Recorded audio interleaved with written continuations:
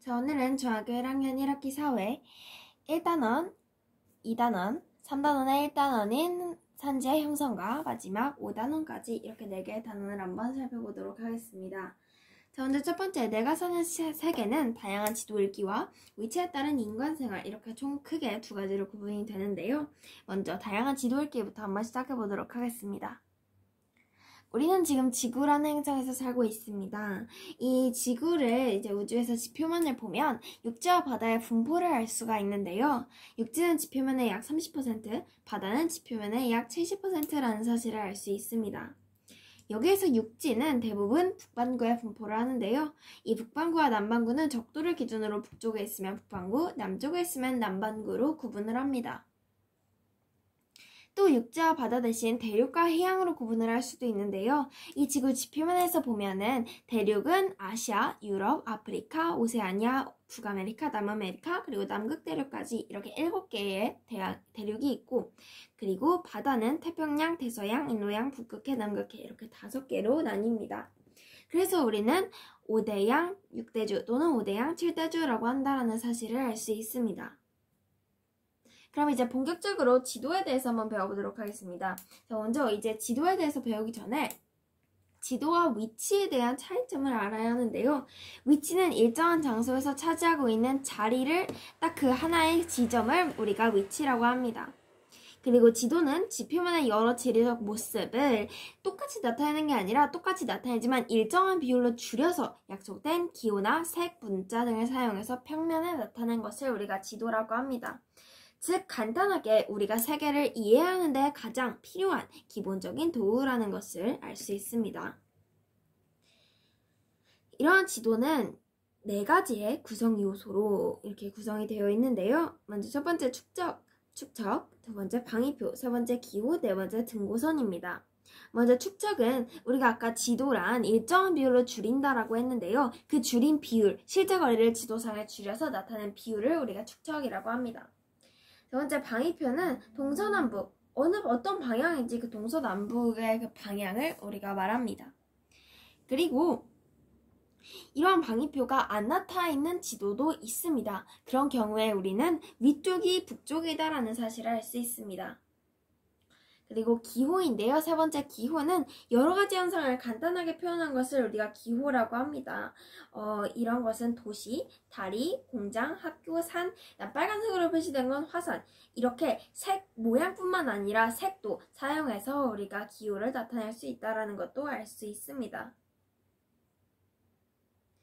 그 다음에 등고선입니다. 등고선은 같은 등의 높을고인데요. 그 높이가 같은 선을 말합니다. 그러니까 산과 지좀 높은 곳, 해발고도가 높은 곳을 연결한 선을 말하는데요. 예를 들어 지금 이렇게 그린 것처럼 높이가 같은 곳들을 연결한 선을 말합니다. 이때 이 등고선은 그 높이뿐만 아니라 이 높이를 나타낼 때 우리가 등고선의 간격도 중요하다라고 할 수 있는데요. 이 등고선의 간격이 넓게 하나, 둘 이렇게 넓은 간격으로 표시가 되어 있다면 높이가 완만하다는 것이고 좁을수록 높이가 가파르다는 것이겠죠. 왜냐하면 이제 좁을수록 그 간격이 좁을수록 여기서 낮았다가 갑자기 높아지는 것일 수 있기 때문에 높이가 가파르다라는 사실을 알 수가 있습니다. 자, 그럼 이제 지도를 어떻게 읽는지, 지도를 읽는 방법과 어떻게 표현하는지 한번 배워보도록 하겠습니다. 자, 먼저 지도를 읽는 것. 지도를 읽는다라고 하는데요. 우리가 지도를 본다라고 하지 않고 읽는다라고 하는 이유는 우리가 지도를 보면요. 그 정보가 아주 많습니다. 그렇기 때문에 우리는 지도를 본다라고 하지 않고 지도를 읽는다라고 할 수 있습니다. 그 다음에 지도의 특징을 한번 파악해 볼 건데요. 지도의 특징은 우리가 아까 배웠던 대륙과 해양, 건물, 교통, 시설 등 위치와 행정구역을 파악하는 데 유용합니다. 그리고 이러한 지도를 나타낼 때 우리는 2가지 경우로 나눌 수 있는데요. 먼저 자연환경과 인문환경입니다. 자연환경은 말 그대로 기후도를 통해 기후를 파악하거나 산맥, 하천, 평야 이 평야 이런 것의 분포를 통해서 지형의 특징을 파악하는 것이기 때문에 자연환경이랑 인간의 손이 닿지 않은 그 자연에서부터 나온 그 모습을 우리가 자연환경 정보라 하고, 인문환경 정보는 말 그대로 인간이 만들어낸 것을, 그런 인간이 만들어낸 환경을 나타내는 정보, 인간환경 정보입니다. 즉 인구, 도시, 산업교통, 문화 등 인간의 활동으로 만들어진 인간의 활동, 즉 인문환경으로 만들어진 환경을 인문환경 정보라고 합니다.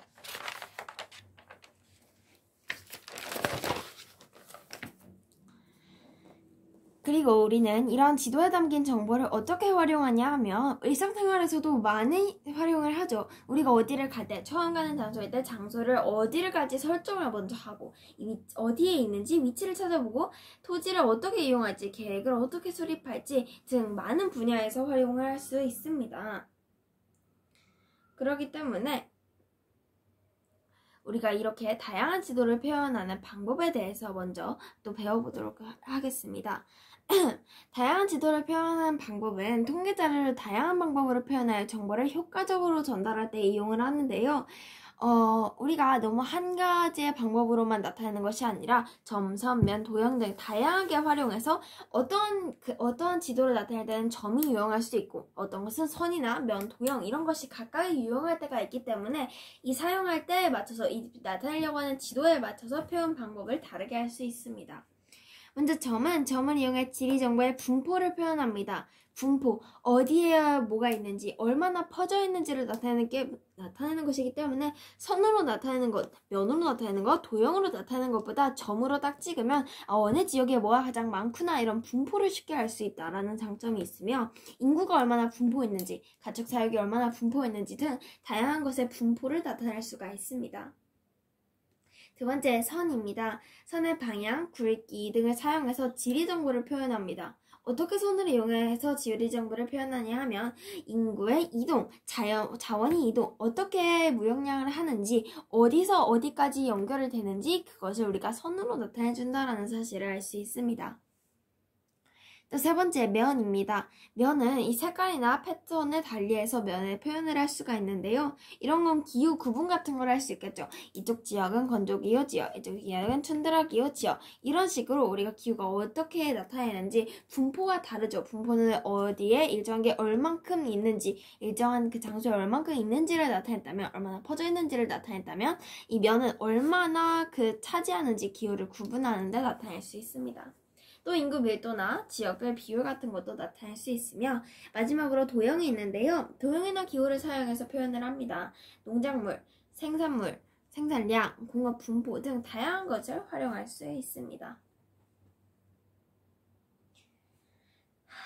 자, 그리고 또 이러한 지도는 한 가지의 종류만 있는 것이 아닙니다. 지도를 되게 다양하게 구분을 하는데요. 다양하게 분류를 할 때 먼저 크게 두 가지로 나눌 수 있습니다. 첫 번째, 축적에 따른 분류. 축적에 따른 분류. 얼만큼 줄였는지에 따라서 달라지는 겁니다. 말 그대로. 그리고 두 번째는 이용 목적에 따른 분류로 난 이런 목적에는 이렇게, 이런 목적에는 저렇게, 이렇게 나눌 수가 있는데, 먼저 축적에 따른 분류부터 한번 보도록 하겠습니다. 축적에 따른 분류는 대축적 지도와 소축적 지도가 있습니다.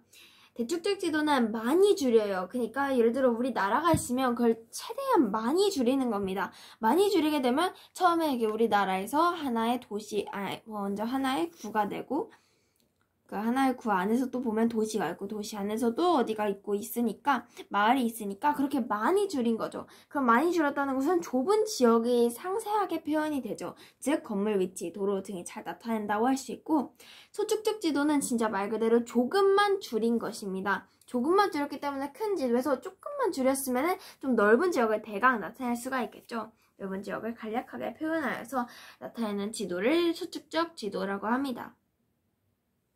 두 번째 분류 기준은 이용 목적에 따른 분류입니다. 이용 목적에 따른 분류로 일반도와 주제도가 있는데요. 일반도는 지표면의 형태, 일반적인 사항들을 종합적으로 표현한 지도이며, 주제도는 특수한 목적에 따라서, 진짜 말 그대로 특별한 목적에 따라서 우리가 분류한다는 것을 알 수 있습니다. 필요한 내용만 즉 나타낸 지도인데요. 기후도, 교통도, 지세도, 통계지도 등 특정한 목적에 따라서 나타낸다는 것을 알 수 있습니다.